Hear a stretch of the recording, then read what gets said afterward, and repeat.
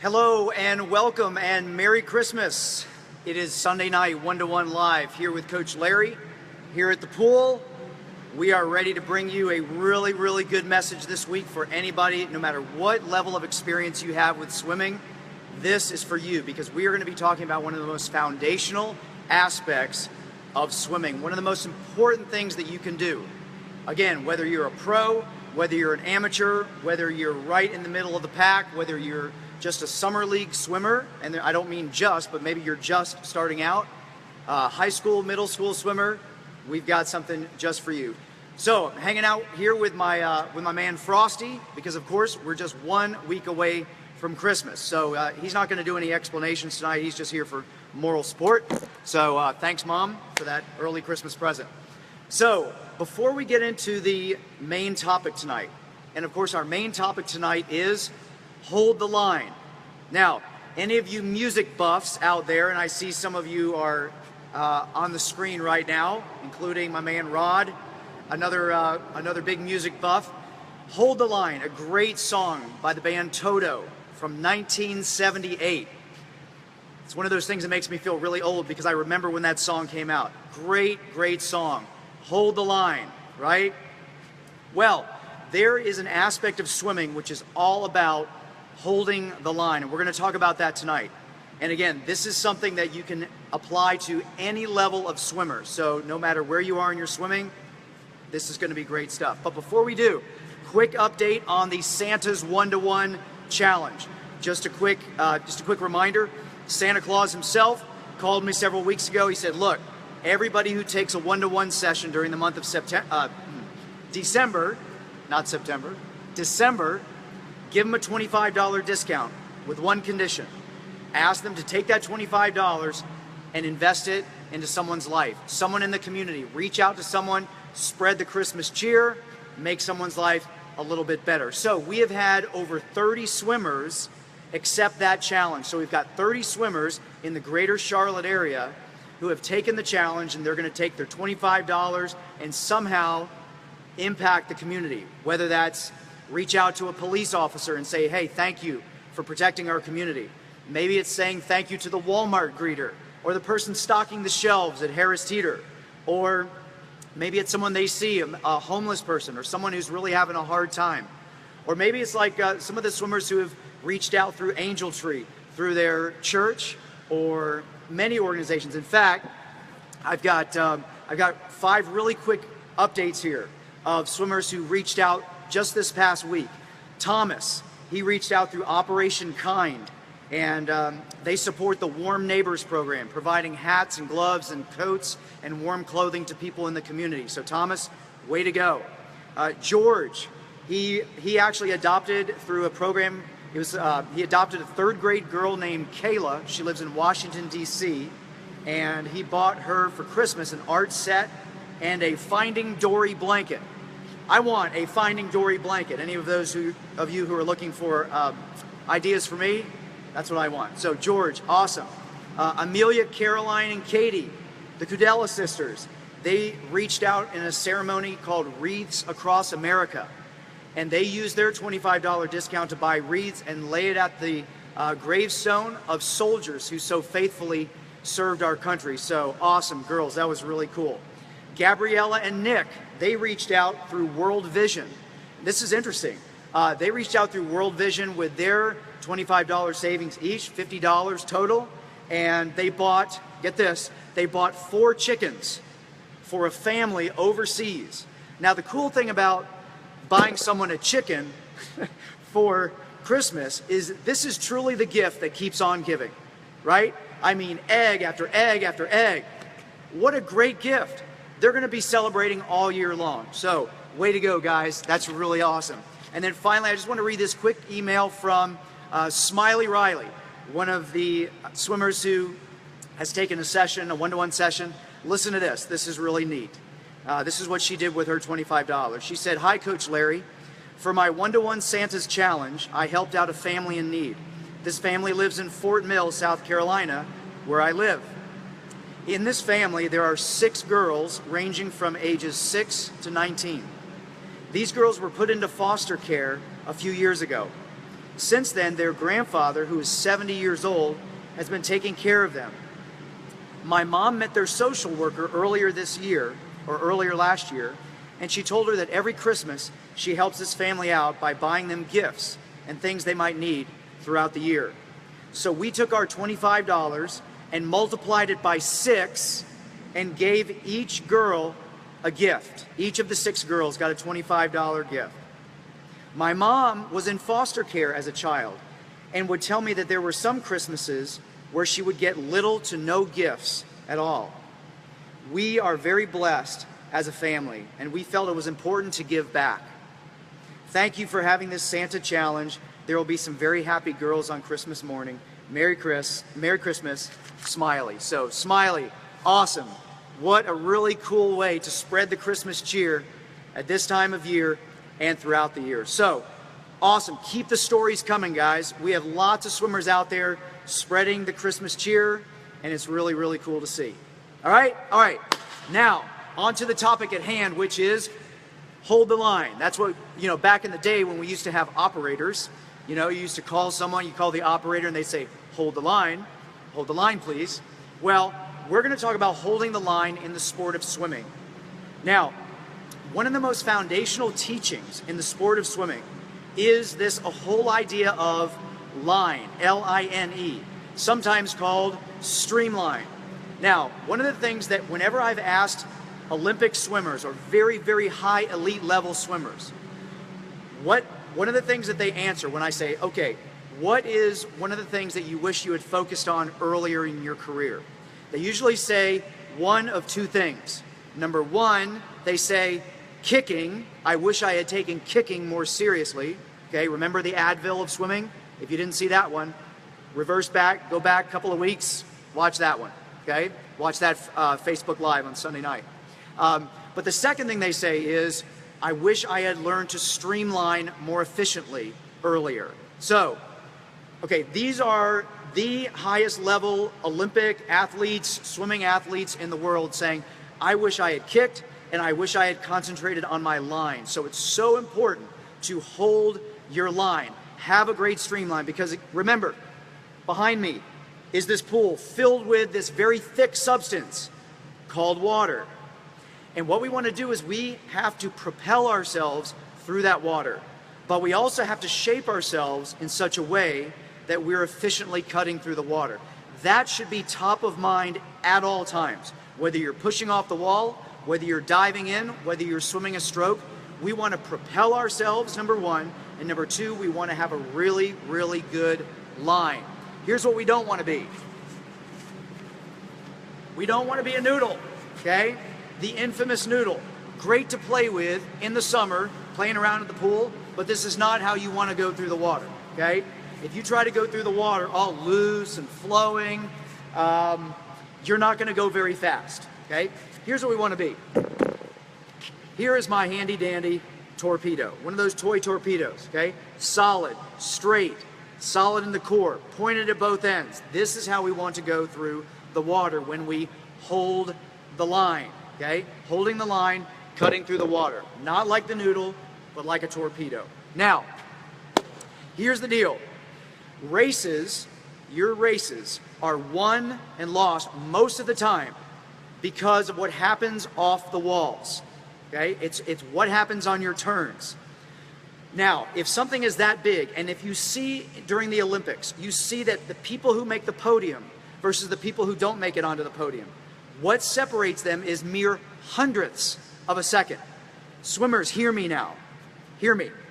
Hundredths of a second between being a podium swimmer at the Olympics and someone that everybody's like, I don't know that person, okay? Or maybe it's, what is the difference between you and making that senior sectional cut, or age group sectional cut, or Olympic trials cut, or whatever cut.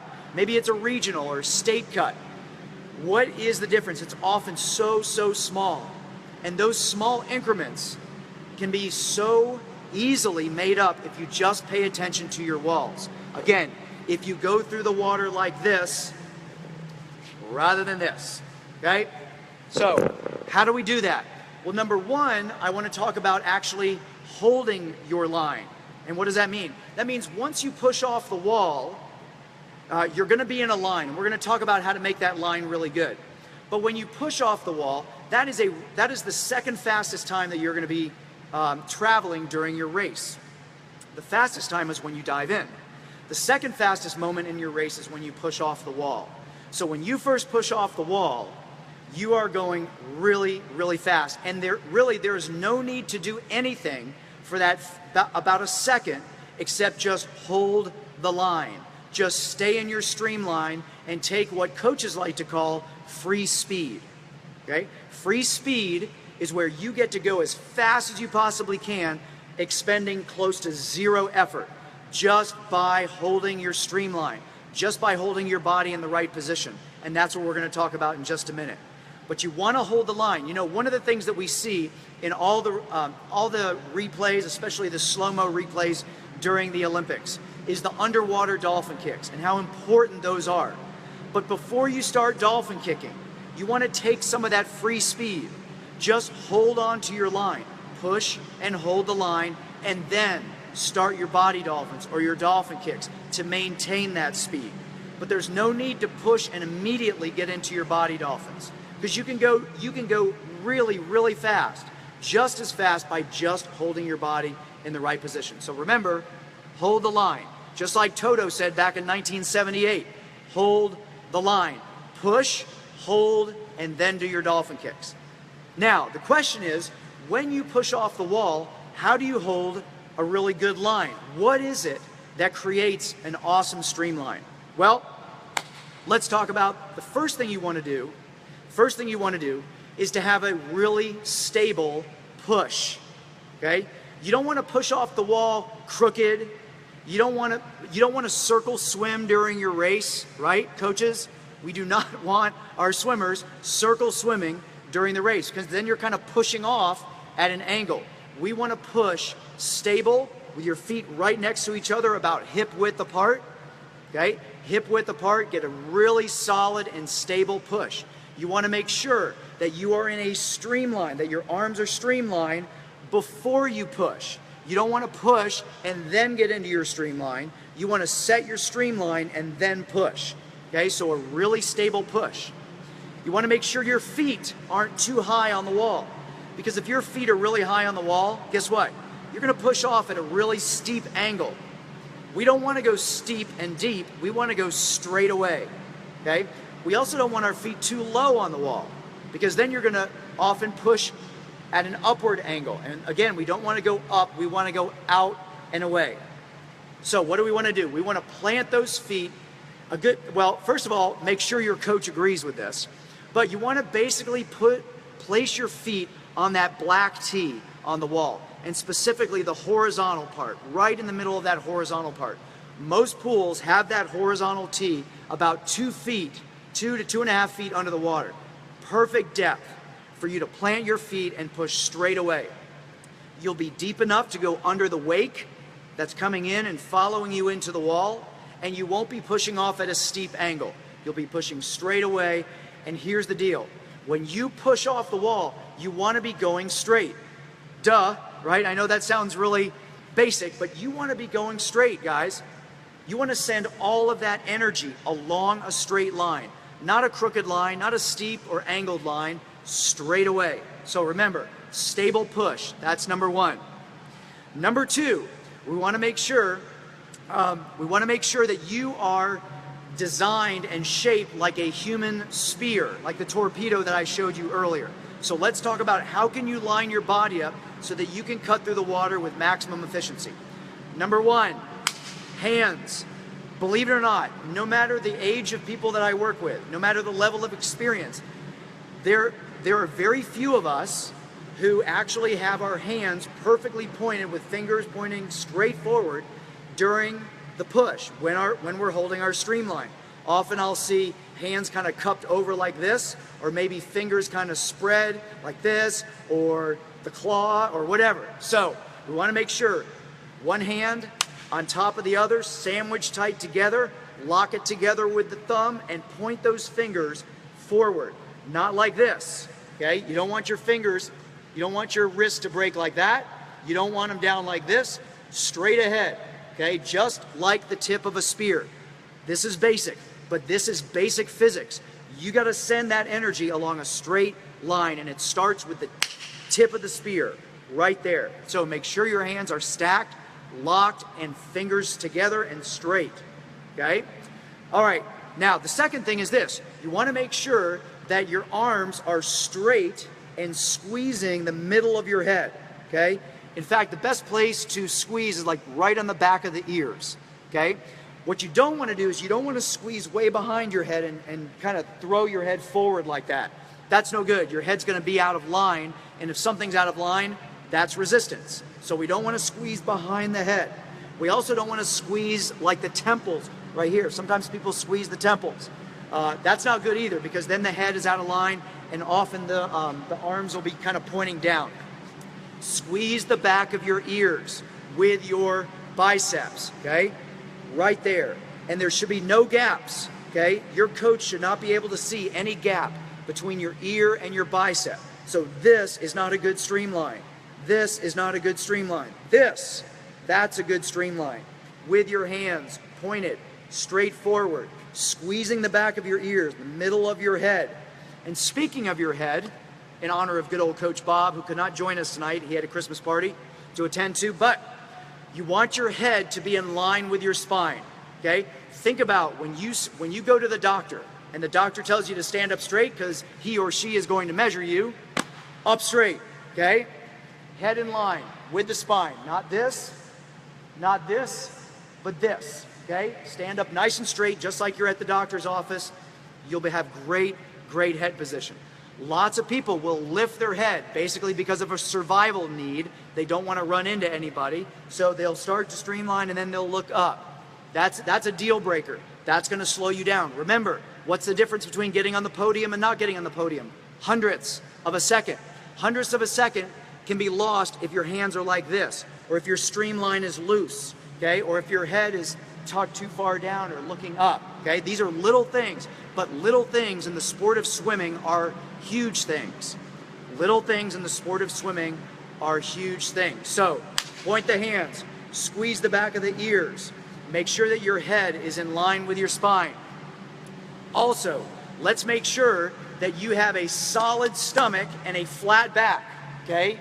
You don't want to be arching, you don't want to kind of be loose, you know, kind of relax. You don't want to relax. This is not time to relax. This is time to be a human spear, okay? So let's make sure, keep your stomach muscles taut, okay? Not super flex like you're doing a crunch, but nice and tight, okay? So if someone were to come up and give you a gut check, bang, they go, man, your stomach, okay, abs of steel, okay?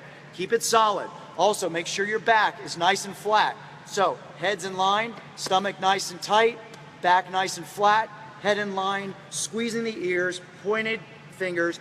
All of this is sending energy along a straight line, okay? What about your legs? Sometimes when people push off the wall, they have a really good streamline up top, but down low, their legs are, if these are their legs, they're just kind of hanging there, okay? Nope. You want to straighten out those legs and point your toes. Again, be like a spear that is pointed at both ends, okay? A spear that's got a tip at both ends. Going through the water, maximum of efficiency as you're cutting through and holding your line, right? Right. Okay, now the last thing I want to talk about here is that you could have a really good line, okay? So let's just say that you do a really good job, you push off and you hold your line to get some of that free speed. You've got your body in a great position. You got your hands, you got your head position, you're squeezing your ears, you got your flat stomach, you got your flat back, you got the legs nice and straight, toes pointed, all that stuff. But let's imagine that your body is tilted, like your feet are really high and your head, you're holding a great line, your body's in a great position, but you're tilted. Your feet are too high, or your feet are dragging low. You're in a good line, but you're going through the water like this. Too much resistance. So one of the things that you want to work on is keeping your hands and your feet at the same level as you're holding your line, okay? Hands and feet at the same level. So you are traveling toward the other end of the pool, which is your destination, that's your goal destination, in a straight line. Not like this, not like this, this, straight up, lined up, solid as a rock, holding that line, and then you can do your dolphin kicks after that. Got it? Got it. So, the theme of tonight, hold the line. We want to be straight, we want to be solid, we want to be lined up as best we can. By the way, this is also a really good thing to keep in mind when you go off the start. And one of these Sunday nights, we're going to be talking about the importance of starts, and we'll be also talking about the importance there of making sure that when you hit the water, you get into a really good line, nice and early. So, just want to say thanks to those of you who joined us tonight. I can see several people out there. Really appreciate you guys. Just want to see if we have any questions out here before we sign off. All right, there is Smiley. Hi, everybody. Good to see you guys. Thank you, everybody, for tuning in tonight. Anybody have any questions? I don't see any questions right now. So you guys all must be experts, boom, on holding the line. So if you have any questions, you can always go to our website, iswim121.com, and there you can find out all about holding the line, all about the Advil of swimming, all about why gymnasts swim so fast, and all sorts of really good tips to help you, no matter what your level is, help you in your swimming get to that next level. Okay, so swim hard. I know we've got Christmas coming up in a week. Some of you will be taking a break, so enjoy your break. But when you're at practice, work on your line. Hold your line, just like Toto told you back in, not in Kansas, not that Toto, back in 1978. Hold the line, okay? All right, have a great week. Have a Merry Christmas. Keep those emails coming in about Santa's Challenge, and we'll talk to you guys soon. Take care. Bye-bye.